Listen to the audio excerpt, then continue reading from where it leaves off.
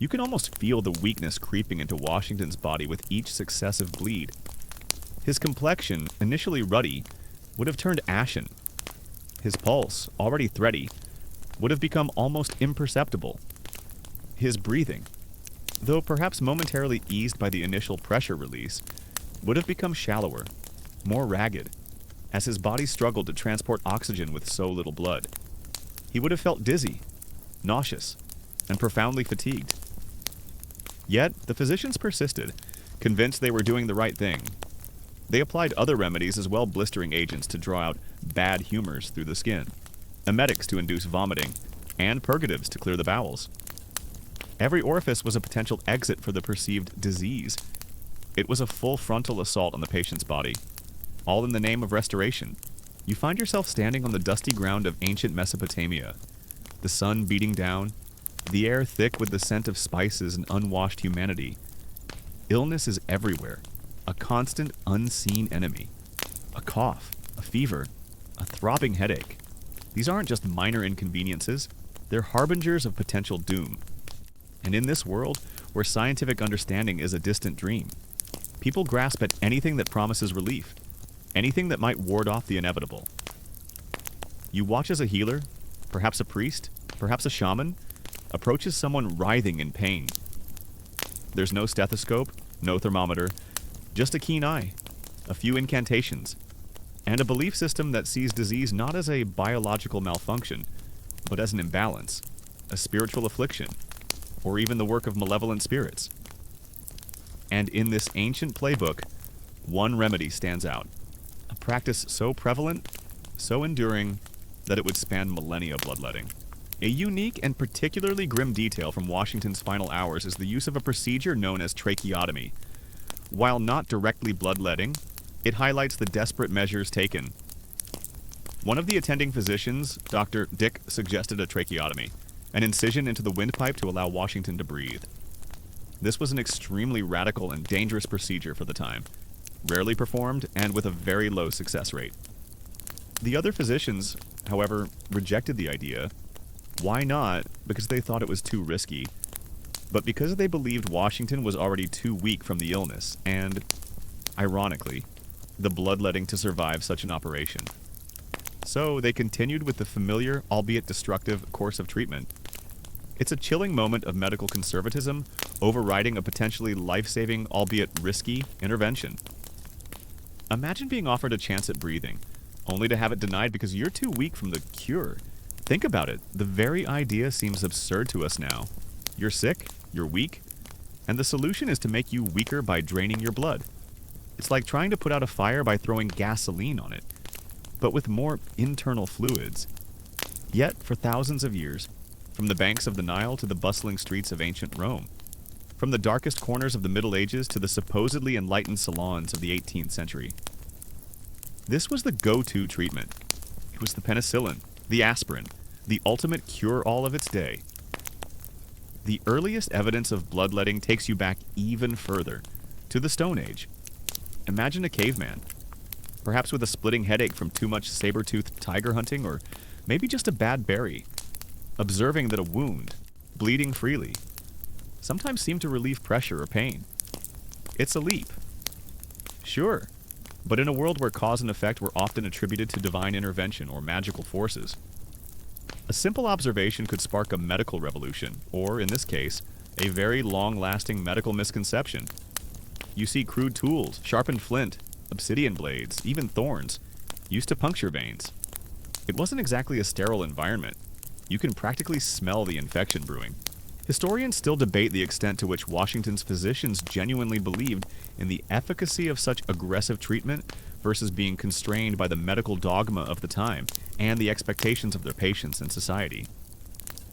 Were they truly convinced that massive bloodletting was the best course of action? Or were they simply following established protocols, afraid to deviate from what was considered heroic medicine for such a prominent figure? It's a complex question about individual agency versus systemic pressure in the face of a medical crisis. Did they feel they had no choice but to adhere to the prevailing wisdom, even if their instincts might have told them otherwise? Did you know that some of the earliest recorded instances of therapeutic bloodletting come from ancient Egypt? where physicians believed that the Nile River's annual flooding mirrored the body's own cycles, and that an excess of blood, like an overflowing river, needed to be drained. They even had specific days for it, often linked to astronomical observations. So, if you were feeling sluggish, it wasn't just a bad diet, it was probably because your internal Nile was overflowing, and it was time for a little internal dredging. You stand in an Egyptian temple, watching a priest-physician carefully nick a vein in a patient's arm. The blood flows into a basin, and the patient, perhaps feeling a momentary lightness from the pressure release or just the shock of it all, might genuinely believe they're getting better. It's the placebo effect, ancient style, but with a lot more potential for unintended consequences. The public reaction to Washington's death was one of profound grief and shock. His passing was a national tragedy. But beneath the mourning, a subtle shift began to occur in the medical community and among the more discerning public. The fact that such aggressive, heroic measures had failed to save the nation's most beloved figure began to raise uncomfortable questions. If bloodletting couldn't save Washington, could it truly save anyone? It was a crack in the seemingly impenetrable fortress of medical dogma. You could almost hear the whispers in taverns and drawing rooms.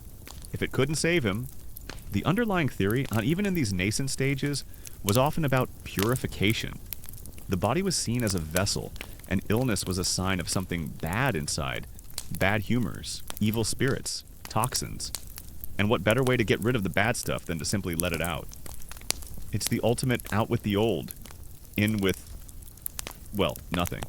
You just lost some blood philosophy. You might think, why not just, eat some vegetables? But that wasn't exactly on the ancient medical menu. One of the most pervasive ideas that fueled bloodletting for centuries was the concept of the four humors blood: phlegm, yellow bile, and black bile. This theory, later formalized by Hippocrates and Galen, posited that health depended on the balance of these humors. If you had too much blood, you were sanguine and prone to fevers. Too much phlegm, you were phlegmatic and sluggish. The solution: drain the excess. It was a neat, albeit entirely wrong, system. You could almost hear an ancient doctor saying, "Ah, yes, you're clearly suffering from an excess of cheerfulness. Let's fix that with a good bleed." The case of George Washington became a powerful, albeit tragic, symbol. It wasn't the first time a prominent person had died after aggressive bloodletting, but it was perhaps the most visible and impactful. It forced a reevaluation, however slow, of a practice that had been accepted without question for millennia. It exposed the limitations, and indeed the dangers, of a medical philosophy that prioritized purging and depletion over support and restoration. It was a harsh lesson, paid for with the life of a national icon. You can almost feel the dull ache in your arm as the crude blade makes its incision. There's a faint metallic tang in the air, and the room, lit by flickering oil lamps, feels strangely solemn. The patient, pale and sweating, offers a silent prayer to whatever deity they believe in, hoping this ritual will appease the forces that have brought them low. It's like the original detox cleanse, except instead of kale smoothies, you get a small, involuntary donation to the floor. The belief wasn't just about physical ailments. Mental distress, too, was often attributed to humoral imbalances. If you were melancholic, perhaps you had too much black bile. If you were prone to fits of rage, clearly an excess of yellow bile. And the universal answer? A good bleed. It was the ancient world's equivalent of, have you tried turning it off and on again? You observe the final moments. Washington, weakened beyond measure, murmurs his last words. His physicians, exhausted and defeated, stand by, having done everything their training and the prevailing medical wisdom dictated. They believed they were fighting the disease, but in reality they were fighting the patient's own life force. The room is quiet, save for the crackling fire and the hushed sobs of his wife. Martha, the air is heavy with the scent of death and the lingering metallic tang of blood. It's a scene that encapsulates the tragic irony of an era caught between ancient superstitions and the nascent stirrings of true scientific understanding. Historians still debate whether the earliest forms of bloodletting were purely therapeutic, or if they originated more as ritualistic practices, perhaps linked to sacrifices or spiritual cleansing. with the perceived therapeutic benefits being a secondary. Accidental discovery? Was it medicine, or was it magic that just happened to sometimes make people feel temporarily better or worse? But they couldn't prove it. You can imagine the conversations. My neighbor, old Theron. He had the ague something fierce. The priest bled him, and now Theron's? Well, he's quiet. Very quiet. Must have worked. The lack of understanding about germ theory, about the circulatory system, about proper hygiene, it all contributed to the longevity of this dangerous practice. You didn't know what caused disease, so you tried anything. And if someone died?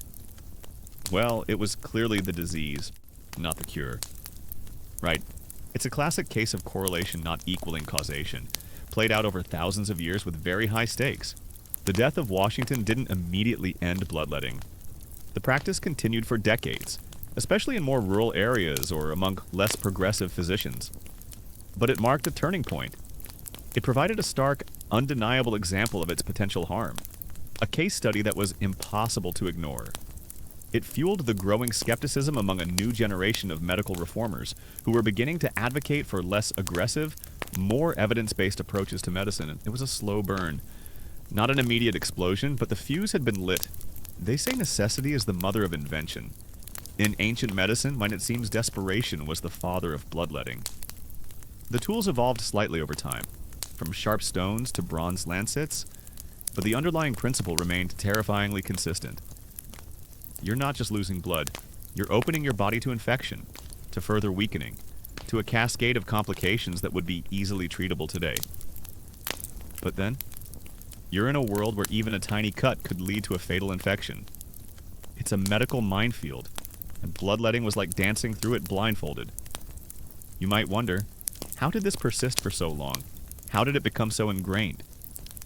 The answer lies in a combination of factors: tradition, the authority of ancient texts, the lack of viable alternatives, and perhaps most importantly, the occasional perceived success. If someone with a fever felt momentarily cooler after a bleed, it was a win. The fact that they might then succumb to a secondary infection was often overlooked or attributed to fate. Modern doctors give you a lollipop after a blood draw. Ancient doctors just gave you less blood. The sheer audacity of it, from our modern perspective, is staggering. To intentionally remove the very fluid that carries oxygen and nutrients throughout your body, when you're already compromised, speaks volumes about the desperate state of medical knowledge. But this was just the beginning. As we move through history, you'll see how this dark art became more refined, more systematic, and arguably even more dangerous. The Enlightenment, for all its reason and scientific progress, had paradoxically embraced bloodletting with renewed vigor, believing that its systematic application made it more effective. But the death of George Washington, a man revered by all, exposed the brutal truth. It highlighted the critical flaw in the humoral theory and the dangerous folly of heroic medicine. It was a wake-up call, a grim testament to the fact that sometimes the most well-intentioned treatments can be the most deadly. You can almost hear the ghost of Washington whispering, "Maybe just a nice cup of tea next time." You have witnessed the terrifying beginnings of an ancient medical practice, where ignorance of the human body led to dangerous treatments.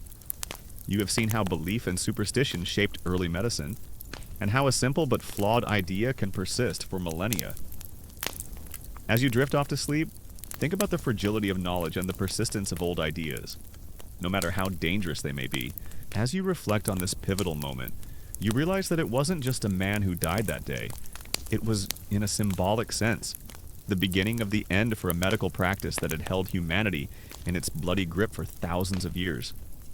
The seeds of doubt had been sown, and though it would take more time and more scientific breakthroughs, the path towards modern medicine, with its emphasis on observation, experimentation, and ultimately doing no harm, had truly begun. The dark art of bloodletting would soon face its ultimate reckoning. You leave the dusty, mystical origins of bloodletting behind, the echoes of primitive incantations still lingering in the air. Now you step into a world basking in the dawn of reasoned thought, ancient Greece. This isn't the chaotic, purely superstitious world of the caveman who just poked a hole and hoped for the best. Remember that rough flint from the Stone Age here? There's an attempt, a fervent effort, to understand the human body not just as a vessel for spirits, but as a complex machine governed by discernible rules. You find yourself in a sun-drenched courtyard, the scent of olive trees heavy in the air. A wise figure, perhaps Hippocrates himself, is expounding upon a theory that will define medicine for centuries, the four humors. This isn't just a vague notion of bad stuff inside. This is a comprehensive, elegant, and utterly incorrect system. According to this model, your body is composed of four primary fluids: blood, phlegm, yellow bile choler, and black bile melancholy. Each humor is associated with specific qualities. Blood is hot and moist. Phlegm is cold and moist. Yellow bile is hot and dry, and black bile is cold and dry. Your health, your very temperament, depended on the harmonious balance of these humors. Too much blood, and you were sanguine, prone to fevers, passion, and a ruddy complexion. Too much black bile, and you were melancholic, brooding, and introverted.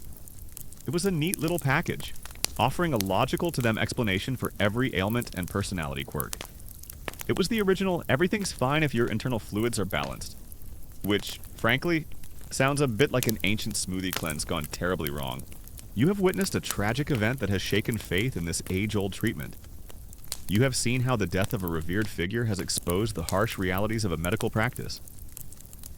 As you drift off to sleep, think about the painful lessons that medical history has had to endure in order to progress. You leave the somber scene at Mount Vernon, the lingering scent of illness and the tragic irony of Washington's death still heavy in the air. That moment, the demise of a national hero under the very knife of the prevailing medical wisdom, served as a stark, undeniable crack in the edifice of bloodletting. But a crack, as you know, doesn't bring down a building overnight. Now you step into the 19th century, a period of immense scientific upheaval and discovery, a true scientific revolution in medicine. The air around you buzzes with intellectual excitement, the hum of new ideas, and the clinking of laboratory glassware. This is where empirical evidence, observation, and the meticulous study of the natural world begin to truly challenge the ancient dogmas, finally pulling back the curtain on the awful truth behind the dark art of bloodletting. That stubborn, ancient practice that has clung to medicine like a particularly persistent leech. In this framework, bloodletting wasn't just a random act. It was a precise intervention. If you had a fever, it was clearly an excess of hot, moist blood. The solution drains some of it off to restore balance. Inflammation, too much blood pooling, headache pressure from an overabundance of sanguine fluid in the head. It was the ultimate relief valve for a body seen as a pressurized system. You watch as a physician, clad in simple robes, prepares his tools. Gone are the crude flints. Now you see gleaming bronze or iron lancets, sharper and more precise. The air isn't just fear-filled, it's tinged with the scent of herbs meant to calm the patient. Perhaps some wine to dull the pain, and that distinct metallic scent of fresh blood. The most monumental shift, the one that truly began to dismantle the very foundation upon which bloodletting stood, was the slow, painstaking emergence of germ theory. For millennia, disease was attributed to imbalances of humors, miasmas, bad air, divine punishment, or astrological influences. The idea that invisible, microscopic creatures could invade your body and wreak havoc was, for a long time, unthinkable, or at least unprovable. But you now find yourself in the laboratories of brilliant minds like Louis Pasteur and Robert Koch. You see Pasteur in the mid-19th century, meticulously designing experiments that demonstrate how microorganisms cause fermentation and spoilage. His work with anthrax and rabies vaccines further solidifies the link between microbes and disease. Then you observe Koch, systematically identifying the specific bacteria responsible for diseases like tuberculosis and cholera. He develops his famous Koch's postulates, a set of criteria to prove that a specific microorganism causes a specific disease. It's like finally realizing that the reason your food spoils isn't because of bad air, but because tiny, invisible gremlins are having a party in your leftovers. Centuries later, you journey to the heart of the Roman Empire.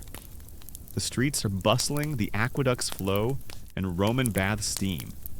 Here, a figure named Galen, a brilliant and prolific physician, surgeon, and philosopher, takes the Hippocratic humoral theory and runs with it. And when I say runs with it, I mean he sprinted, did a few laps, and then built a monumental intellectual fortress around it that would stand for over 1,300 years. Galen's writings, based on extensive though often flawed, due to his reliance on animal dissection, anatomical and physiological observations, codified and systematized the practice of bloodletting. He detailed specific veins to target for different ailments, the precise amounts of blood to be drawn, and even the critical days of illness when intervention was most effective. His authority became so immense that challenging his medical doctrines was akin to heresy. If Galen said to bleed, you bled. End of discussion. It was like a doctor's version of because I said so, but backed by centuries of unchallenged academic weight. This understanding of germs fundamentally undermined the humoral theory. If disease was caused by external invaders, then purging bad humors or excess blood made no sense. You wouldn't try to get rid of a burglar by draining your swimming pool, would you? The focus began to shift from internal imbalances to external threats, and from purging to prevention and targeted treatment. This wasn't an overnight revelation.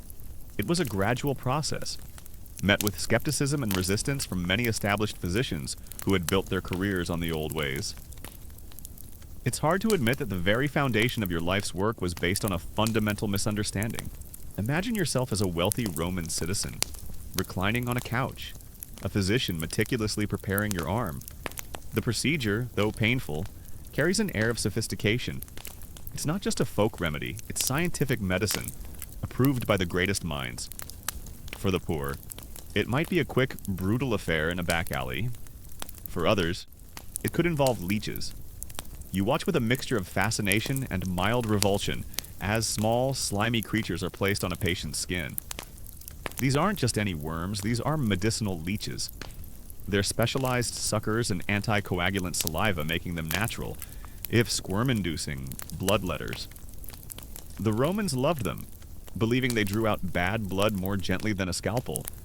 It's like a tiny, living, very dedicated vampire that promises to make you feel better. You can almost feel the gentle pull as they attach, a strange tickle before the dull, insistent pressure. The notion was that these slimy little healers were more precise, drawing off only the superfluous blood. It's certainly less dramatic than a gushing vein, but still very much a form of intentional blood loss. This practice continued for centuries, a true testament to the enduring belief in the power of controlled bleeding. While William Harvey had described the circulation of blood back in the early 17th century, his discovery's full implications for bloodletting took centuries to truly sink in. You revisit his detailed anatomical drawings, seeing the heart as a pump, and the blood flowing in a continuous, closed loop. If blood was constantly circulating, carrying oxygen and nutrients, then removing it wasn't just purging an excess. It was depleting the body's vital life force. It was like realizing your car's oil isn't just sitting there, it's actively lubricating the engine. Draining it would be catastrophic, not curative. The understanding of blood's actual function, its role in oxygen transport, nutrient delivery, waste removal, and immune response, made the idea of intentionally removing it for therapeutic purposes seem increasingly absurd, even dangerous. Under Galen's influence, the list of conditions treated by bloodletting expanded almost endlessly. Fevers, of course, but also pleurisy, pneumonia, apoplexy, gout, epilepsy, melancholy, mania, even toothaches and headaches. Feeling sluggish after a large meal, bloodletting too much passion, bloodletting bad breath. You guessed it. It was the ultimate multi-tool in the ancient physician's bag, used with an almost religious fervor. The logic, again, was always about restoring the balance of those pesky humors. If you were too hot, too cold, too dry, too wet, there was a specific humor out of whack, and blood, being a hot and moist humor, was often the culprit of excess. Another critical development was the emergence of statistics in clinical trials in medicine. Up until this point, medical knowledge was largely based on anecdotal evidence, personal experience, and the authority of ancient texts. A doctor might say, "I bled 20 patients with fever and 10 survived, so it must work." but they rarely compared it to a control group who received no bleeding or a different treatment. You see pioneering figures like Pierre Charles Alexandre Louis in France in the 1830s meticulously collecting data on patient outcomes. He applied statistical methods to medical practice, comparing the results of different treatments. His most famous study involved comparing outcomes in pneumonia patients treated with and without bloodletting. His findings were stark: patients who were bled did worse than those who weren't. It was the first time that rigorous quantitative evidence directly contradicted the efficacy of bloodletting. It was like finally running the numbers on your lucky lottery system and realizing you've just been throwing money away. Despite the pain and obvious risks, bloodletting largely enjoyed the public's trust. Why? Because it was often performed by respected figures, the educated physicians, the priests, the ones who seemed to possess arcane knowledge. When a patient, after a severe fever, experienced a temporary drop in temperature or even recovered, the bloodletting was given the credit. The correlation, however tenuous, was enough. And when a patient died, well, the disease was simply too strong, or the humors too imbalanced, or perhaps the stars just weren't in their favor. The practice itself was rarely questioned. You stand in a Roman forum, overhearing conversations. Old Marcus had the lung fever, and Dr. Agaius bled him. He's weak, but he'll recover.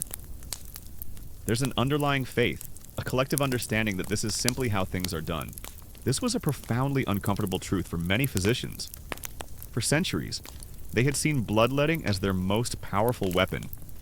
To be told, with irrefutable data, that it was not only ineffective but harmful was a blow to their professional identity.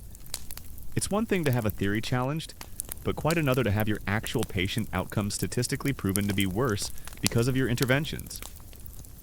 Imagine a doctor, after years of practice, being told, actually, everything you thought you knew was actively harming people. It takes immense intellectual humility to accept such a truth.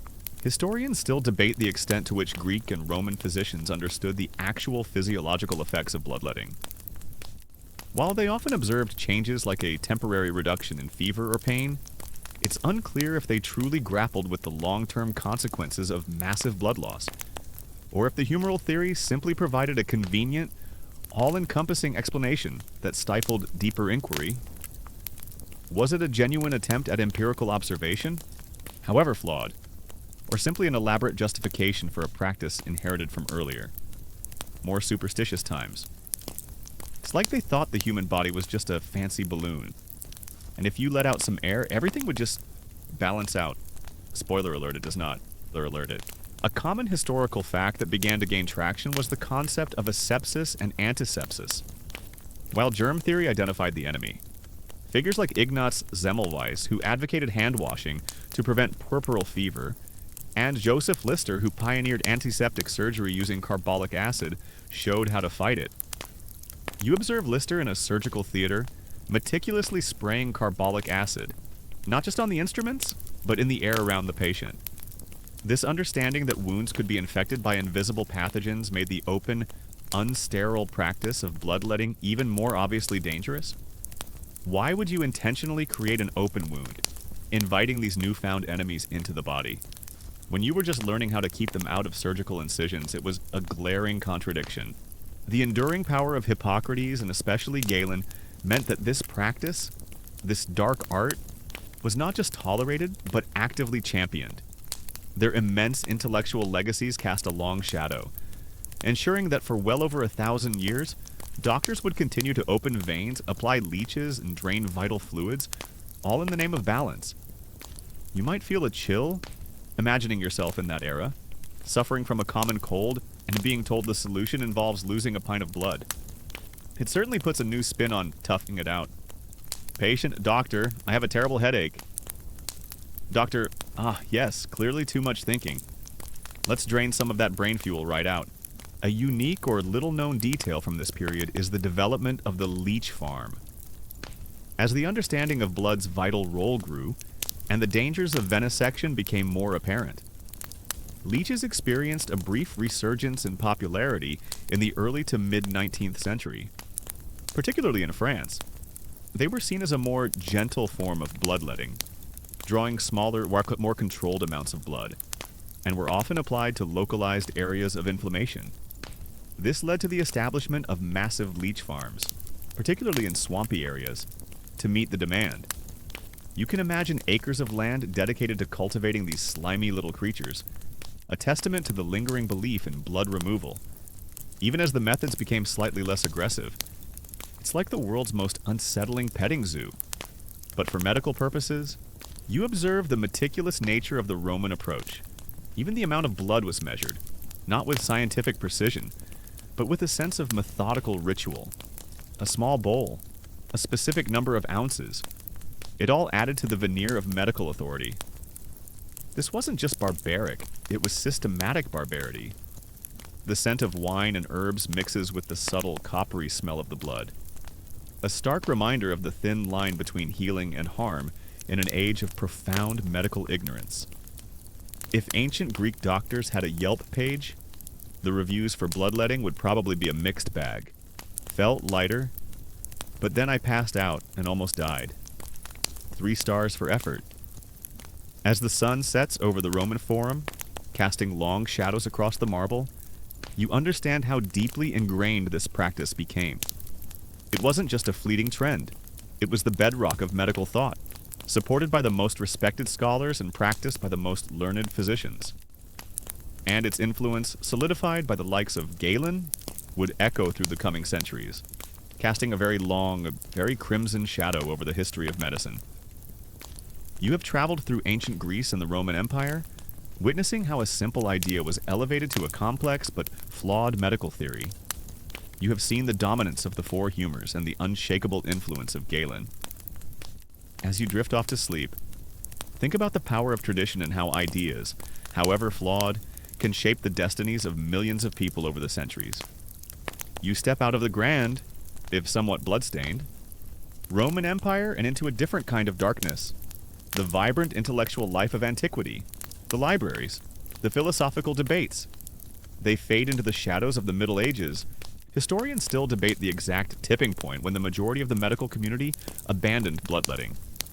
Was it the statistical evidence from Louis, the undeniable proof of germ theory from Pasteur and Koch, or the cumulative effect of multiple discoveries eroding the humoral theory's credibility? It wasn't a single aha moment, but rather a slow, grinding process of scientific progress, chipping away at centuries of tradition. The inertia of established practice was immense, and many older physicians continued to bleed their patients until their dying day, convinced of its efficacy. Even as younger generations embraced the new science, this era, often mislabeled as the Dark Ages, wasn't entirely devoid of learning, but much of the sophisticated medical knowledge, particularly the anatomical insights of Galen, was either lost, misinterpreted, or preserved only within isolated monastic communities. The emphasis shifted from theoretical understanding to practical, often brutal, necessity. You find yourself in a muddy, crowded medieval town, the air thick with the smell of wood smoke, unwashed bodies, and something vaguely unpleasant that you'd rather not identify. Disease is rampant, a constant companion to poverty and poor sanitation. The grand theories of humors still hold sway. Remember those 4 pesky fluids from ancient Greece, but the practitioners are different. The decline of bloodletting wasn't just about new discoveries, it was also about the rise of a new medical philosophy.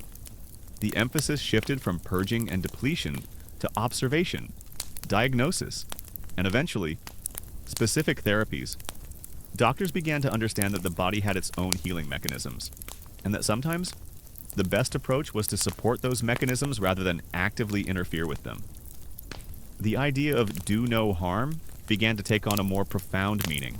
Gone, for the most part, are the learned physicians of Rome, at least in the early centuries. In their place, you see a new kind of medical professional emerging from the common folk. The barber surgeon. Imagine walking into a shop expecting a trim and a shave, only to find the same individual offering to pull your tooth, set a broken bone, or, most commonly, bleed you. It's like going to your local hair salon and finding out they also perform minor surgery in the back room. Just a little off the top, and maybe a quick venesection for that persistent cough.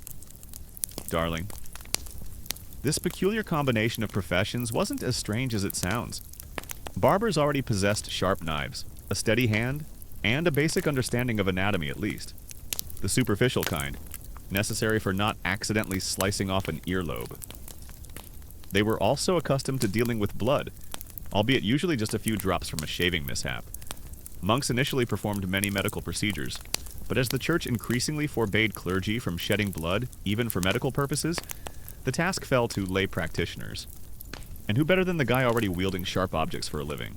You might hear a physician, perhaps a young, eager one, arguing passionately against the old ways in a medical lecture hall. He presents data, microscopic images, and physiological explanations that would have been incomprehensible just a century before. He talks about the critical role of red blood cells in carrying oxygen, the importance of blood volume for maintaining circulation, and the dangers of infection. The old guard might scoff, but the tide is turning. The evidence is simply too compelling. It's like trying to argue that the earth is flat when everyone else is already circumnavigating it. You watch a barber surgeon at work. His shop is a humble affair, perhaps a small room off a busy street. The tools are simpler, less refined than the gleaming bronze of Rome, a collection of razors, lancets, and perhaps some crude forceps. Hygiene, as you might expect, is practically non-existent. The same blade might be used on multiple patients without so much as a wipe. The air is cold, and the patient, shivering, is less concerned with sterility and more with the immediate relief of their ailment. The barber surgeon, often illiterate, relies on inherited knowledge, practical experience, and the unquestioned authority of the humoral theory. He doesn't understand germ theory, or the circulatory system, or even basic anatomy beyond what he can see and feel. He just knows that if you have a fever, you have too much blood, and the solution is to let some out. It's a simple equation, tragically flawed but universally accepted. By the late 19th century, the practice of bloodletting, once the cornerstone of Western medicine, had largely faded into obscurity in most developed countries. It became a symbol of medical ignorance, a cautionary tale taught in medical schools. The red and white barber pole, once a proud symbol of healing, became a relic, a reminder of a darker time. The scientific revolution, with its relentless pursuit of truth through observation and experimentation, had finally, definitively, exposed the awful truth. Bloodletting was not a cure, it was often a cause of harm, a dangerous relic of a time when desperation outweighed understanding. The practice of bloodletting during the Middle Ages was often more aggressive than in antiquity.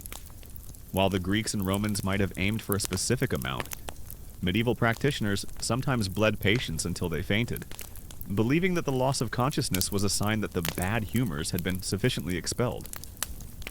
You can almost hear the barber surgeon saying, he's passed out."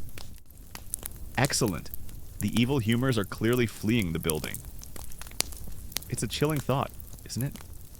To be bled into unconsciousness only to wake up weaker, sicker, and more susceptible to infection. You have seen how new discoveries finally revealed the truth about bloodletting. You have witnessed the rise of germ theory, the understanding of the circulatory system, and the birth of medical statistics come together to overthrow an ancient practice. As you drift off to sleep, think about the power of science and how it can free us from the mistakes of the past. You stand in the early 20th century, the echoes of the scientific revolution still reverberating through the halls of medicine. Bloodletting, that dark art you've tracked from its earliest, crude beginnings, has largely been relegated to the dustbin of history in most Western medical practices. The triumph of germ theory, the understanding of the circulatory system, and the advent of statistical analysis have exposed its fatal flaws. Yet, as you look around, you realize that history, like a persistent ghost, sometimes lingers in unexpected corners. The legacy of bloodletting, though diminished, hasn't entirely vanished. You are now exploring the lingering remnants, the places where this ancient practice still held on, even in the face of overwhelming scientific evidence. Beyond simple venesection cutting a vein, medieval bloodletting also heavily relied on cupping. You see a barber surgeon heating a small glass or horn cup, then quickly placing it on a patient's skin. The heat creates a vacuum, drawing blood to the surface. This was dry cupping. For wet cupping, he would first make small incisions on the skin before applying the cup, allowing blood to be drawn out more directly. It was believed to pull the bad blood from deeper tissues. It's like a medieval hickey, but with more purpose and, unfortunately, more potential for infection. The marks left by cupping, circular bruises, were a common sight. A badge of a recent treatment. One of the most common historical facts about the lingering presence of bloodletting is its continued use in folk medicine and traditional healing practices around the world. While Western scientific medicine largely abandoned it, many cultures had their own indigenous forms of bloodletting that predated Western influence or developed independently. These practices often continued, passed down through generations, long after they were discarded by mainstream medicine. You might find yourself in a remote village, observing a local healer performing a ritualistic bleeding, perhaps using traditional tools like sharpened bamboo or animal horns, believing it cleanses the body or wards off evil spirits. The rationale might be different from the humoral theory, but the action, intentionally removing blood, remains the same. It's a testament to the power of cultural tradition, even when faced with external scientific advancements. The enduring legacy of Galen meant that his humoral theory, despite the decline in overall medical scholarship, remained the bedrock of medieval medicine. His texts, translated and retranslated, became gospel. Any deviation was rare and often met with suspicion. So, even as the world around them changed, the fundamental belief that health depended on balancing those four humors, blood, phlegm, yellow bile, and black bile, persisted with an almost religious tenacity. It was the medical equivalent of, if it ain't broke, don't fix it. Except, of course, it was very much broken. In some parts of the world, particularly in regions with limited access to modern medical facilities, or where traditional beliefs held strong sway, bloodletting persisted well into the mid-20th century, and in isolated cases, even beyond, it was often the only treatment available or understood by local practitioners. You might see a desperate family, far from any hospital, turning to a local elder who knows the old ways, including how to perform a bleed for a feverish child. These weren't necessarily malicious acts, but rather desperate attempts at healing in the absence of better knowledge or resources. It's like trying to fix a complex engine with only a wrench and a strong belief in magic. The church played a complex role in medieval medicine. While it sometimes hindered anatomical study due to prohibitions on dissecting human bodies, monastic orders were also crucial in preserving ancient medical texts. Monasteries often had infirmaries and gardens for medicinal herbs, and monks were among the few literate individuals capable of copying and studying medical treatises. However, their primary focus was spiritual healing, and medical practices were often intertwined with prayer and divine intervention. You might see a monk after a patient has been bled, offering a prayer for their recovery, blurring the lines between faith and dubious medical practice. It was a time when a blessing might be as important as a bleeding, and sometimes perhaps more effective. A unique or little-known detail about the persistence of bloodletting is its surprising, albeit very limited, reemergence in some specialized medical contexts in the late 20th and early 21st centuries, though for entirely different, evidence-based reasons. This is not the bloodletting of old driven by humoral theory, but a highly targeted, scientifically understood intervention. For instance, in conditions like hemochromatosis, a genetic disorder where the body absorbs too much iron, leading to iron overload in organs, therapeutic phlebotomy. The modern term for blood removal is a standard and life-saving treatment. The removal of blood helps to reduce the iron levels in the body. Similarly, in polycythemia vera, a bone marrow disorder that causes the body to produce too many red blood cells, phlebotomy is used to reduce blood viscosity and prevent complications like blood clots. So, while the concept of removing blood for therapeutic purposes lingered, the reason for doing so completely transformed from ancient superstition to precise, scientific necessity. It's like realizing that while you were wrong about why the car wouldn't start, the wrench you used to hit it actually did fix something else entirely. Common ailments of the Middle Ages were a brutal reality. The Black Death, leprosy, smallpox, dysentery, fevers of unknown origin, these were constant threats. And for almost all of them, bloodletting was the prescribed treatment. When the Black Death swept through Europe in the mid-14th century, decimating populations, bloodletting was applied with desperate fervor. physicians, barber surgeons, and even desperate laypeople tried to bleed the pestilence out of the victims. You can imagine the scene: entire towns gripped by fear, the sick writhing, and the only answer anyone had was to open a vein. The irony, of course, is that the massive blood loss further weakened already compromised immune systems, likely accelerating death rather than preventing it. It was like fighting a raging inferno with a squirt gun filled with gasoline. Historians still debate the precise mechanisms by which folk medicine practices, including bloodletting, managed to persist for so long in certain communities despite the rise of Western scientific medicine. Was it a deep-seated cultural resistance to external ideas, a lack of access to alternative treatments, or perhaps a perceived efficacy based on the occasional self-limiting nature of illnesses? The answer is likely a complex interplay of all these factors, highlighting the challenges of medical evangelism and the enduring power of local knowledge systems. The dangers of medieval bloodletting were immense. Without any understanding of sterilization, infections were rampant. A simple cut could lead to gangrene, sepsis, or tetanus. The tools were rarely cleaned, and the hands that wielded them were often dirty. You can almost see the microscopic armies of bacteria marching into the open wound. Furthermore, excessive blood loss, especially in already weakened patients, led to shock, anemia, and often death. It was a vicious cycle. The patient was sick. They were bled, they became weaker, they died, and the cause of death was attributed to the disease, never the cure.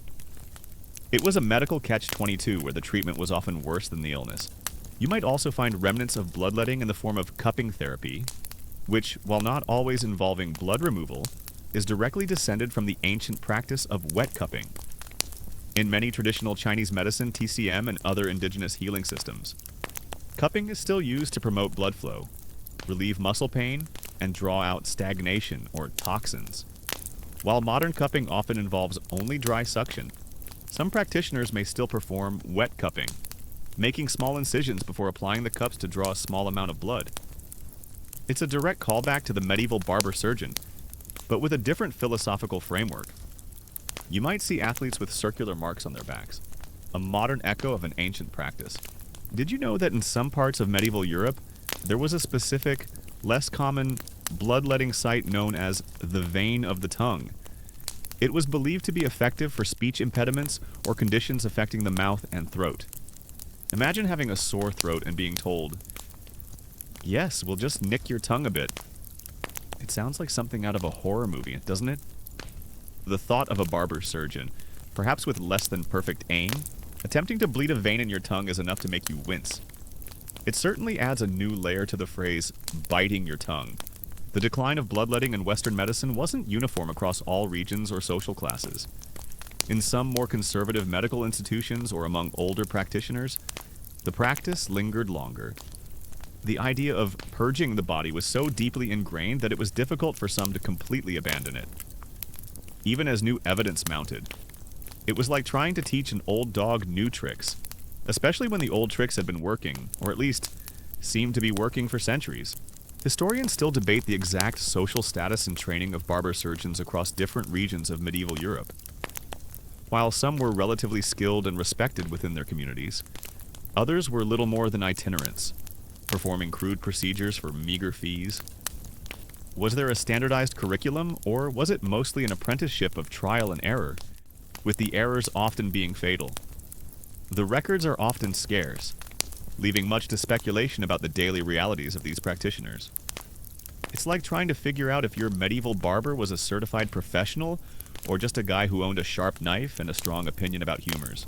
The very language we use still carries echoes of the humoral theory and the practice of bloodletting. Phrases like bad blood, sanguine temperament, or melancholy are direct linguistic remnants of a medical system that once dominated thought. When you say someone has bad blood with another person, you're unconsciously invoking a medical concept that once justified draining someone's veins. It's a subtle reminder of how deeply ingrained these old ideas were, even in our everyday speech. Despite the obvious dangers, the practice persisted because occasionally a patient would recover. Perhaps their illness was self-limiting, or their immune system fought it off despite the bloodletting. These instances were trumpeted as successes, reinforcing the belief in the efficacy of the treatment. the countless deaths were simply seen as unavoidable, a testament to the severity of the illness or the will of God. It was a medical system built on anecdotal evidence and a profound lack of understanding. You might find yourself wondering if, in some strange way, the sheer shock of the procedure sometimes jolted the body into a different state, though certainly not a healthier one. Well, I don't have a fever anymore, but I'm also too weak to stand. Progress. You might also encounter historical medical instruments, beautifully crafted but terrifying in their purpose, displayed in museums. The lancets, scarificators, multi-bladed instruments for making many small cuts, and elaborate leech jars serve as tangible reminders of a medical past that was both ingenious and deeply flawed. They are artifacts of a time when the best intentions often led to the worst outcomes. It's like looking at a medieval torture device and realizing it was once considered a tool of healing. As the centuries of the Middle Ages slowly give way to the stirrings of the Renaissance, the barber surgeon remains a ubiquitous figure. Their red and white striped pole, symbolizing blood and bandages, becomes an iconic, if grim, symbol of medical care. You see it outside their shops, a silent advertisement for their services. It's a stark reminder that for 1,000 years, the primary medical intervention for almost any ailment involved intentionally weakening the patient. The idea of first do no harm was clearly still a work in progress. And as you prepare to leave this era, you realize that the dark art of bloodletting is far from over. It has merely adapted, waiting for the next chapter in its long, bloody history. You have witnessed the rise of the barber surgeon and the role they played in a world of disease. You have seen how primitive medical practices were carried out in ignorance of hygiene and physiology. As you drift off to sleep, think of the persistence of old ideas and how they can take root, even in the face of clear evidence of failure. You emerge from the muddy, disease-ridden streets of the Middle Ages, leaving behind the barber surgeons and their crude, often fatal practices. The air around you begins to shift, becoming clearer, imbued with a sense of renewed intellectual curiosity. This is the Renaissance, a period of rebirth, where the rediscovery of ancient Greek and Roman texts sparks a fervent desire for knowledge, art, and a deeper understanding of the natural world. You find yourself in a bustling Italian city, perhaps Florence or Padua, where artists are painting masterpieces and scholars are poring over long-lost manuscripts. But even amidst this blossoming of enlightenment, the shadow of bloodletting, that ancient, persistent cure-all you first encountered in Mesopotamia, still looms large. As you reflect on the lingering legacy, you realize that the story of bloodletting isn't just about its rise and fall. It's also about the slow, often painful process of scientific progress. It's about how deeply ingrained beliefs can be, and how challenging it is to overturn centuries of tradition, even when faced with overwhelming evidence. The persistence of bloodletting in certain contexts, even today, serves as a powerful reminder of the diversity of human healing practices and the complex interplay between culture, belief, and scientific understanding. The most significant shift in this era, one that would eventually, though slowly, undermine the very foundations of bloodletting, was the renewed interest in human anatomy. For centuries, the Church's prohibitions and societal taboos had largely prevented the systematic dissection of human cadavers. Physicians relied on Galen's texts, which, while brilliant for their time, were often based on animal dissections and contained significant inaccuracies regarding human physiology. Now, however, brave and sometimes clandestine anatomists began to dissect human bodies, meticulously mapping out the intricate network of muscles, bones, and organs. You stand in an anatomical theater, the air thick with the scent of formaldehyde or something far less pleasant. Given the era, watching a professor, perhaps someone like Andreas Vesalius, meticulously peel back layers of tissue, his groundbreaking work, De Humani Corporis Fabrica, On the Fabric of the Human Body, published in 1543, was a revolution. It directly challenged Galen's errors, providing accurate illustrations and descriptions of human anatomy for the first time in over 1,000 years. It was like finally getting a proper instruction manual for the human body. After centuries of guessing based on a squirrel, Banjan tim huven hung noimatap tuk naivan konton te, dushilan hongtan du kong. Banja te kesh motaptuk koksua kode tontai tronkat hing to kak no. Tu I hawk dangen jen kat dungita hien jai ko makjikude.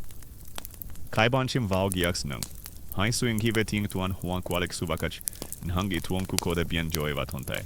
This newfound anatomical knowledge must, however, didn't immediately translate into a rejection of bloodletting. The humoral theory was too deeply ingrained, too much a part of the medical paradigm. Vesalius himself, despite his revolutionary anatomical insights, still believed in the concept of humors and the therapeutic value of bloodletting. He simply understood where the veins and arteries were with far greater precision. So, while doctors now knew exactly which vein they were nicking, they were still doing it for the same flawed reasons. It's like having a super accurate map to a treasure that isn't there. Yes, I know exactly where your jugular is, and I'm going to drain it for your fever. You stand firmly in the present, surrounded by the marvels of modern medicine. The air is sterile, the equipment gleaming, and the understanding of the human body is light years beyond the crude theories of the past. You see doctors consulting complex scans, analyzing blood tests with incredible precision, and prescribing medications designed to target specific pathogens or physiological processes. The dark art of bloodletting, that ancient, dangerous practice that once dominated healing for millennia, is now almost entirely absent from mainstream medical practice, save for a few highly specialized, scientifically validated applications. This chapter is about understanding why it was such a profound mistake, and how our current knowledge fundamentally refutes its historical application. You observe a physician, no longer just a barber surgeon, though they still exist, but a university-trained doctor, carefully selecting the site for venesection. He might be consulting Vesalius's detailed anatomical plates, ensuring he hits the right vein. The tools are more refined, the lancets sharper, perhaps even made of silver. There's an air of scientific precision, even if the underlying theory is still medieval. The belief was that by understanding the body's fabric, they could more effectively manipulate its humors. It was a step forward in understanding how the body was put together, but not how it truly functioned or why it got sick. It's like upgrading your car's engine, but still putting sand in the gas tank. The primary reason bloodletting was a deadly error lies in our modern understanding of human physiology and the circulatory system. We now know that blood is not a static fluid that becomes excessive or bad. It is a vital, dynamic tissue constantly circulating throughout the body. It carries oxygen from your lungs to every single cell, transports nutrients from your digestive system, removes waste products like carbon dioxide and urea, regulates body temperature, and plays a crucial role in your immune system, fighting off infections. When you lose blood, you're not just getting rid of bad humors, you're depleting your body's oxygen-carrying capacity, weakening your immune response, and compromising your ability to maintain vital organ function. It's like trying to fix a computer by removing its hard drive. You're taking away the very thing that makes it work. One common historical fact that persisted through the Renaissance was the use of leeches, which continued to be a popular method of bloodletting. While the lancet offered a quick, dramatic bleed, leeches were seen as a more gentle and controlled way to remove blood, particularly from inflamed or localized areas. You might see jars of these slimy little creatures wriggling in water, ready for their next meal. They were often applied to specific points on the body. Depending on the ailment, for a black eye, a leech might be placed directly on the swollen tissue. For a headache, perhaps behind the ear, it was a natural, if somewhat squirm-inducing, alternative to the blade, and their anticoagulant properties were observed, though not understood scientifically. It was the original natural remedy. If your idea of natural involves a small, blood-sucking worm, consider the historical applications: fevers, inflammation, pneumonia. In all these conditions, the body is already under stress. A fever is often a sign that your immune system is actively fighting an infection, raising your body temperature to create an inhospitable environment for pathogens. Inflammation is a localized immune response, bringing blood and immune cells to an injured or infected area to promote healing. When you bleed a patient with a fever or inflammation, you're not helping. You're actively hindering their body's natural defense mechanisms. You're removing the very components, white blood cells, antibodies, oxygen, that the body needs to fight off the illness. It's like trying to help a struggling athlete by tying weights to their ankles. A unique or little-known detail from this period is the development of specific bloodletting charts or calendars that combined anatomical knowledge with astrological predictions. While Galen had touched upon critical days, Renaissance physicians often created elaborate diagrams showing the human body overlaid with zodiac signs and planetary positions, indicating the most auspicious or dangerous times and locations for bloodletting based on the patient's birth chart and the current celestial alignment. So, your doctor might not just ask about your symptoms, but also your birthday and the current position of Mars. Your fever is high, but Mercury is in retrograde and the moon is in Gemini. We'll have to postpone your bleeding until next Tuesday, when the stars are more favorable for your spleen. It added a layer of cosmic complexity to an already complex and flawed procedure. One common historical fact that underscores the danger is the concept of anemia. When you lose a significant amount of blood, your body becomes anemic, meaning it doesn't have enough healthy red blood cells to carry adequate oxygen to your tissues. Symptoms include fatigue, weakness, dizziness, shortness of breath, and pale skin. In severe cases, anemia can lead to organ damage and even death. Historically, patients who were bled repeatedly would have become severely anemic, further exacerbating their illness and making them more susceptible to complications. They were literally being bled to death, slowly and systematically, all in the name of a cure.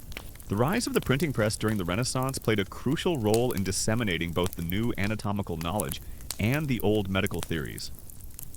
Vesalius's Fabrica could be reproduced and studied by scholars across Europe, but so too could countless editions of Galen's works and popular medical almanacs that continued to advocate for bloodletting. This meant that while revolutionary ideas were emerging, the traditional practices were also being reinforced and spread more widely than ever before.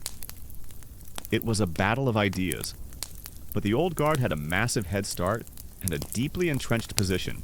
A unique or little-known detail that highlights the flawed logic is the historical belief that bloodletting reduced pressure. While a temporary drop in blood pressure might occur after a significant bleed, it's a dangerous and unsustainable way to manage conditions like hypertension, high blood pressure.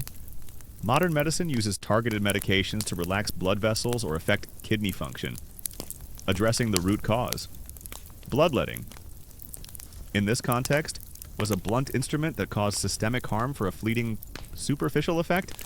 It's like trying to fix a leaky faucet by turning off the entire water supply to the house.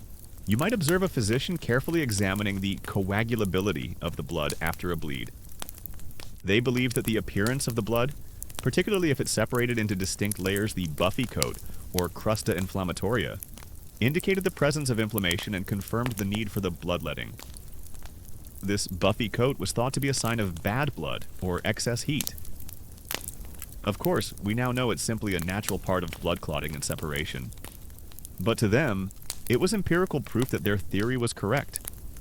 It was a classic case of seeing what you wanted to see, a confirmation bias that kept the practice alive for centuries. Look, the badness is separating.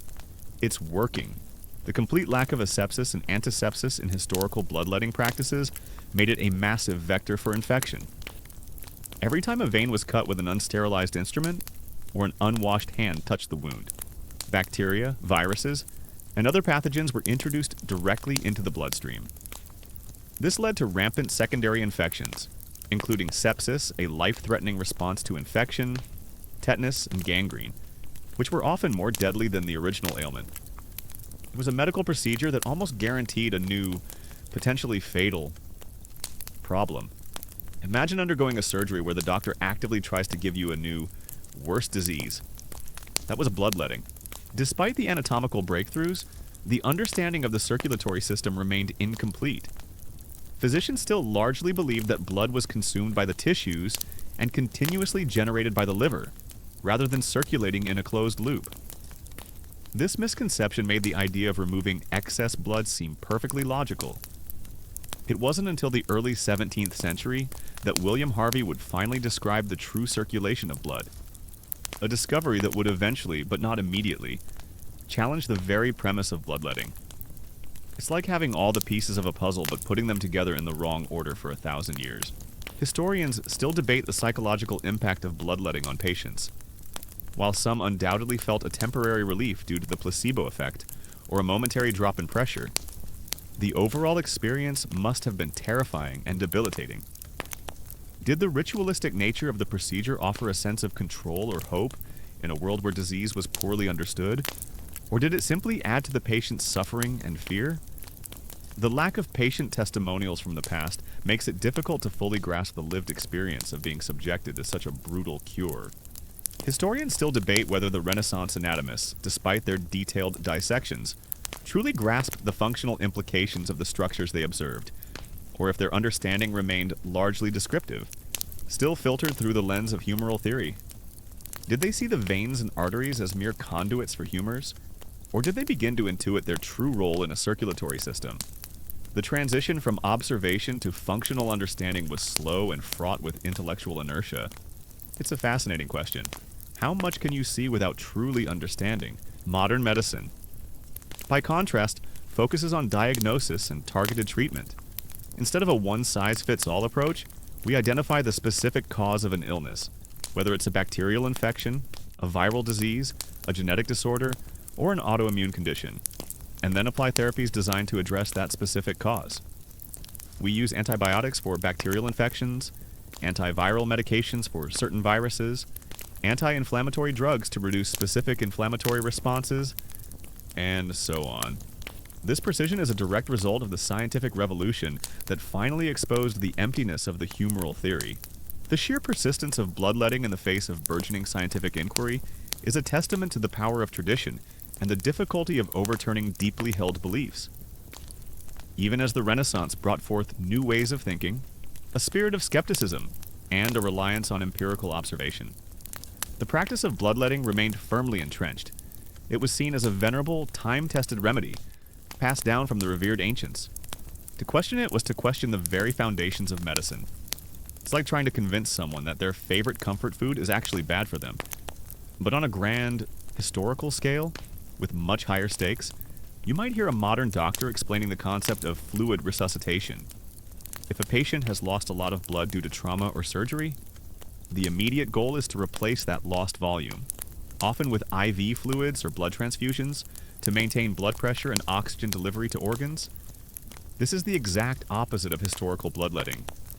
It highlights how fundamentally our understanding of blood's role has shifted from something to be purged to something to be preserved and, if lost, replaced. It's like realizing that instead of draining the fuel, you need to add more. You might hear whispers of new ideas, radical notions about the nature of disease, but they are often drowned out by the chorus of established medical opinion.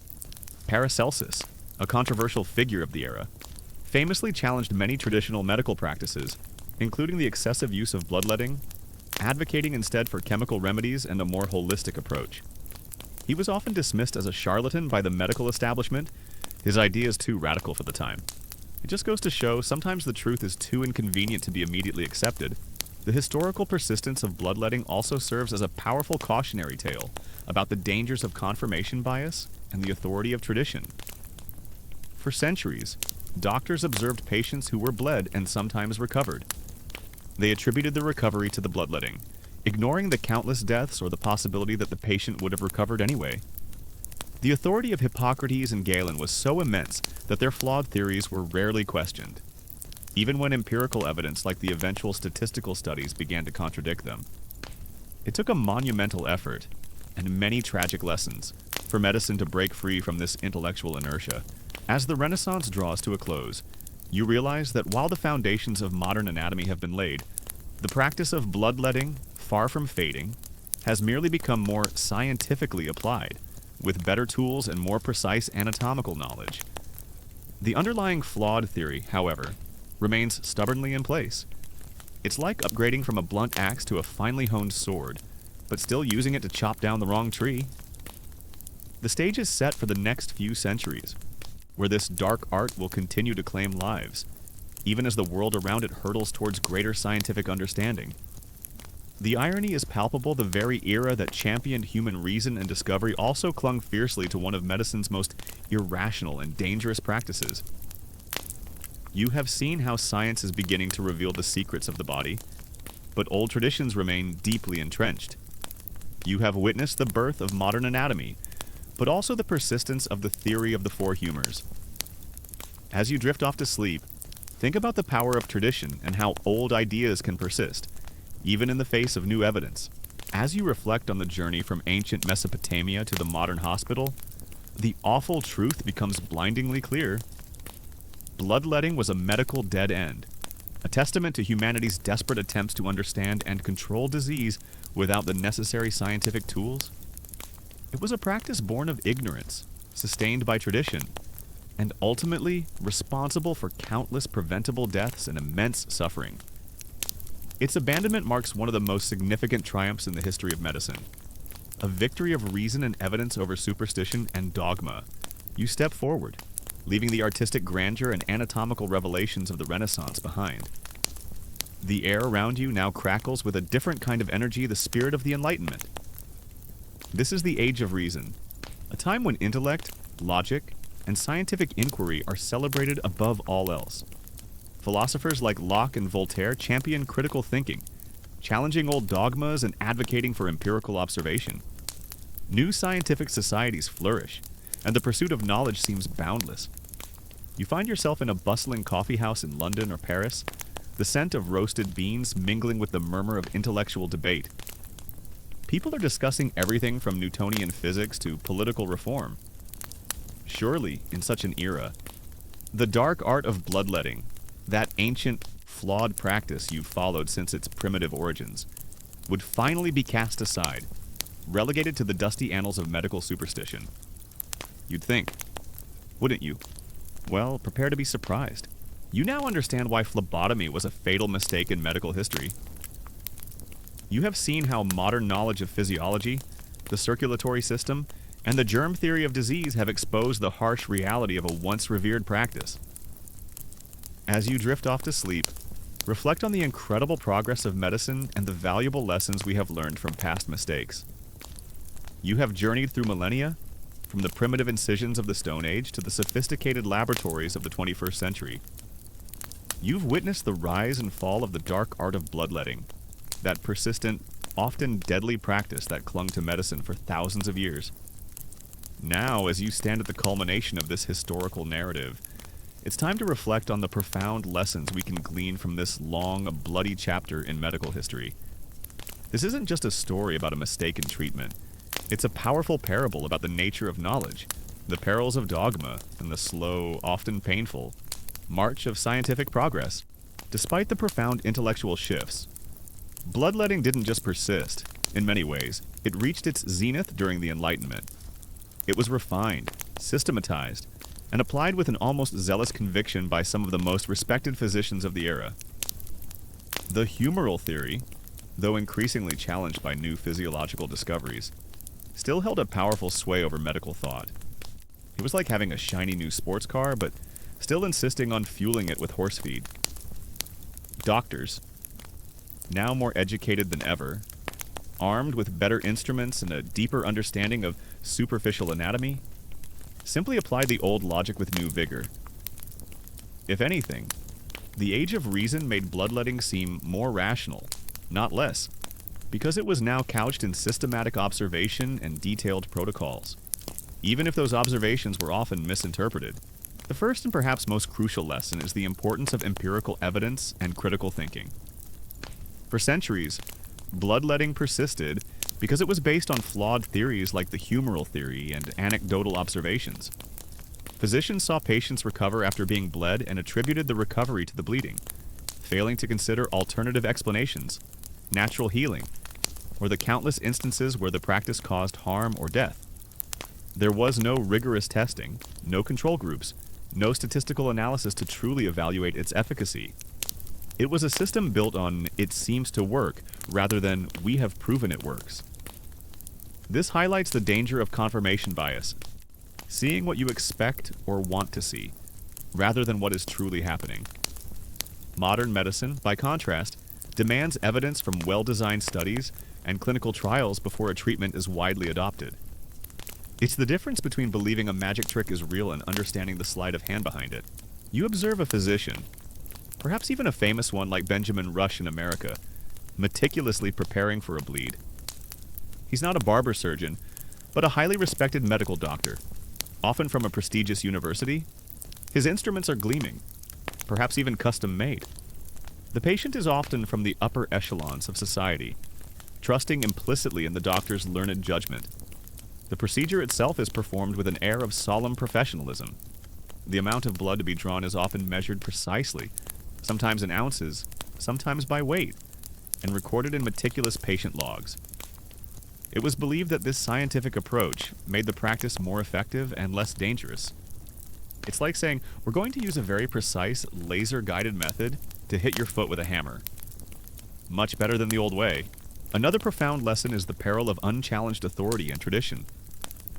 The theories of Hippocrates and especially Galen held an almost sacred status for over 1,000 years. To question them was to question the very foundations of medical knowledge. This intellectual inertia meant that even as new anatomical discoveries emerged during the Renaissance, and later as the true circulation of blood was understood, the practice of bloodletting remained entrenched. It took immense courage and intellectual independence for figures like Pierre Louis to finally challenge this dogma with statistical proof. This teaches us that even the most revered ideas must be open to scrutiny and revision in the face of new evidence. Just because something has always been done that way doesn't mean it's the right way, or even a good way. One common historical fact that became particularly prominent during the Enlightenment was the concept of heroic medicine. This approach, championed by many leading physicians, believed that aggressive, drastic interventions were necessary to combat severe diseases. Bloodletting, often in large quantities, was a cornerstone of heroic medicine. If a little bloodletting was good, a lot must be better. Right patients with fevers, pneumonia, or inflammatory conditions might be bled repeatedly, sometimes losing several pints of blood over a few days. The idea was to break the fever or reduce the inflammation by purging the body of its perceived excess. You can almost hear the doctor declaring, "We must be heroic in our efforts to save this patient." More blood. It was a medical arms race against disease, and the weapon of choice was often the patient's own vital fluid. You might recall the barber surgeons of the Middle Ages, or the Enlightenment physicians who bled George Washington to his death. These were not malicious individuals. They were practitioners operating within the accepted medical paradigm of their time. This brings us to the lesson of humility in the face of the unknown. For much of history, humans simply didn't understand the true causes of disease. Without knowledge of microorganisms, cellular biology, or complex physiological processes, doctors were essentially guessing. Bloodletting was a desperate attempt to intervene, to do something, when the true mechanisms of illness were a complete mystery. It reminds us that even with the best intentions, ignorance can be deadly. It's like trying to fix a broken clock without knowing how gears work. You might move the hands, but you won't fix the time. A unique or little-known detail from this period is the widespread belief in the concept of plethora, an actual medical term used to describe an excess of blood in the body. Physicians genuinely believed that many individuals, particularly the robust and well-fed, naturally accumulated too much blood and therefore benefited from periodic preventative bloodletting, even when healthy. It was seen as a way to maintain health, much like modern-day checkups. But instead of checking your cholesterol, they were checking if you had too much blood just sitting there.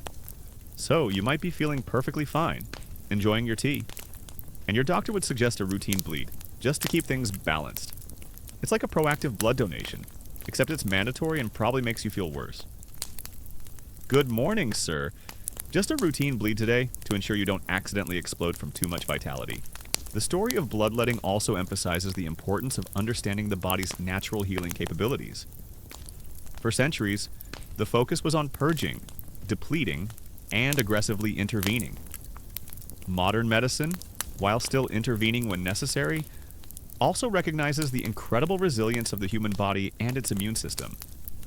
Sometimes, the best course of action is supportive care, allowing the body to heal itself, rather than actively harming it with misguided treatments. The shift from heroic medicine to a more nuanced, less aggressive approach is a direct outcome of learning from the mistakes of practices like bloodletting. It's like realizing that sometimes The best way to help a plant grow is to give it sunlight and water, not to pull off its leaves. The persistence of bloodletting was also fueled by the lack of effective alternatives. Antibiotics were centuries away. Painkillers beyond opium were limited. Doctors had few tools in their arsenal, and bloodletting, despite its dangers, often produced immediate, if temporary, physiological effects. A patient with a high fever might indeed feel cooler after losing a significant amount of blood, due to a drop in blood pressure and metabolic rate. A person in pain might faint, offering a moment of oblivion. These immediate effects, however short-lived or detrimental in the long run, were often interpreted as signs of improvement. It was a classic case of confusing correlation with causation, amplified by the desperate need for any intervention. Did you know that the term phlebotomy, the modern, precise term for drawing blood for diagnostic purposes or for specific therapeutic conditions like hemochromatosis, literally means vein cutting in Greek? It's a linguistic fossil, a direct link to the ancient practice, but its meaning has been entirely transformed by scientific understanding. The tool cutting of vein remains, but the purpose and the underlying knowledge are fundamentally different. It's a powerful illustration of how old practices can be repurposed and redeemed by new knowledge. You might hear a physician explaining the phlogistic theory of disease, which gained popularity during the Enlightenment. This theory posited that inflammation was caused by an excess of phlogiston, a hypothetical element of fire in the body. Bloodletting was seen as the perfect way to cool the body and remove this fiery element. It was a new, supposedly scientific explanation for an old practice, giving it a fresh veneer of rationality. It's like putting a new coat of paint on a very leaky bucket and calling it a revolutionary water-carrying device. Historians still debate the specific social and economic factors that contributed to the longevity of bloodletting. Beyond just intellectual inertia, was it also tied to the profitability of the practice, the social status it conferred upon practitioners, or the psychological need for patients to feel that something was being done for them? These non-scientific factors likely played a significant role in its persistence, reminding us that medicine is not just a science, but also a social and economic enterprise. The Enlightenment also saw the rise of more formal medical education and the establishment of hospitals. While this was a positive development overall, it also meant that the flawed theories of bloodletting were taught and reinforced in a structured, authoritative environment. Young doctors, fresh out of medical school, were trained to perform bloodletting as a standard procedure, cementing its place in medical practice for generations to come. It was a powerful feedback loop. Respected professors taught it, respected doctors practiced it, and patients, having no other options, accepted it. The final, and perhaps most comforting, lesson is the triumph of the scientific method. The eventual demise of bloodletting wasn't due to a change in fashion or a new philosophical trend. It was due to rigorous scientific inquiry, the systematic study of anatomy, the discovery of germs, the understanding of the circulatory system, and the application of statistics to evaluate treatments. It was a slow, incremental process, but ultimately, evidence prevailed over dogma. This gives us hope that even in the face of complex challenges, the relentless pursuit of truth through observation, experimentation, and critical analysis will eventually lead to better outcomes. It's a testament to humanity's capacity for self-correction and continuous improvement. Historians still debate the extent to which individual physicians of the Enlightenment truly believed in the efficacy of bloodletting versus simply adhering to established medical dogma and the expectations of their patients. Were they genuinely convinced by the humoral theory? Or did they feel pressured to continue a practice that was universally accepted, even if they had private doubts? It's a complex question about intellectual courage versus professional conformity in an era where challenging established norms could be career-ending. As you reflect on the journey, from the crude Stone Age tools to the precise modern syringe, you realize that the story of bloodletting is a microcosm of human progress itself. It's a story of trial and error, of desperate hope and tragic mistakes, but ultimately, of learning and growth. It reminds us to always question, always seek evidence, and always strive for a deeper, more accurate understanding of the world around us, especially when it comes to the delicate and precious machinery of the human body. The awful truth behind the dark art of bloodletting is not just a historical curiosity. It's a timeless lesson etched in blood, reminding us of the incredible journey medicine has taken to reach the light of knowledge. The satirical writings of the period, like those by Molière, sometimes poked fun at the medical profession's reliance on enemas and bloodletting, suggesting a growing public skepticism, at least among the more educated classes. However, these were often literary critiques, not scientific challenges that led to widespread change in medical practice. It's like a stand-up comedian making jokes about a bad government policy. It might highlight the absurdity, but it doesn't immediately change the law. You have reflected on what we have learned from one of the darkest medical arts. You have seen the importance of evidence, the dangers of dogma, and the ultimate triumph of the scientific method. As you drift off to sleep, reflect on the incredible journey of medicine and the valuable lessons that history has bestowed upon us. Let these thoughts lull you into a deep, peaceful sleep, grateful for the advances that have brought us to this day. All the pain, all the confusion of the past are the foundation for the understanding of the present. Let the silence of the night envelop you, bringing with it the comfort of knowledge and the peace of an enlightened mind. Take a deep breath, feel the softness of the air, and let all your worries melt away. You have come a long way, and now it is time to rest. As you move through the elegant drawing rooms and bustling operating theaters of the Enlightenment, you realize the profound irony. This age, which celebrated reason and sought to illuminate the world with scientific understanding, clung stubbornly to one of medicine's darkest and most irrational practices. The belief in bloodletting was so deeply embedded that it transcended intellectual revolutions. It wasn't just a treatment, it was a ritual, a symbol of the doctor's power, and a desperate hope in a world still largely ignorant of the true causes of disease. The stage is now set for a pivotal moment in history, one that will finally begin to chip away at the seemingly unbreakable hold of this ancient cure. You were surprised to learn that even in the age of reason, bloodletting is still considered a solution. You witnessed how an ancient practice is refined and applied with new professionalism, despite scientific advances. As you drift off to sleep, think about the power of tradition and how old ideas can take root, even in the face of the light of reason. You stand on a cold, blustery December day in 1799 at Mount Vernon, the beloved home of George Washington. The air is crisp, the scent of wood smoke hangs heavy, and a sense of unease permeates the grand estate. This isn't a scene of triumph or statesmanship, it's a somber vigil.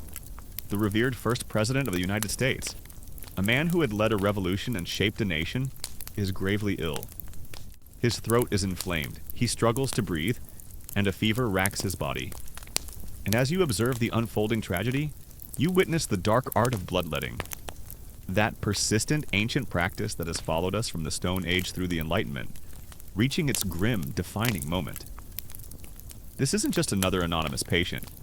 This is a national hero, and his fate will cast a long, critical shadow over a medical practice that had, until now, been largely unquestioned.